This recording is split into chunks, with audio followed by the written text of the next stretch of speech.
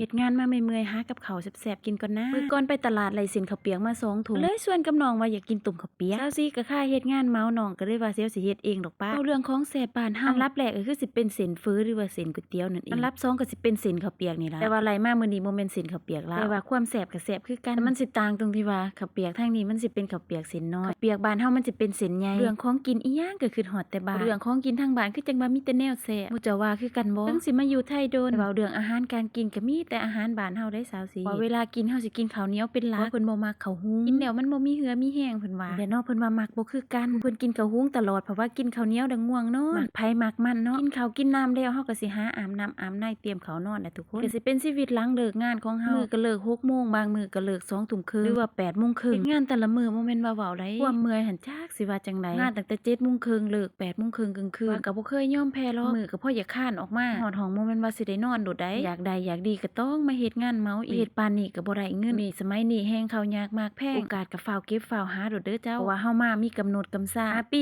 10 ปีหรือว่า 2-3 ปีบ่ได้มีโอกาสอยู่ตลอดคือคนไทยเพิ่นใดฉะนั้นฟ้าวเก็บฟ้าวกำเอาเด้อ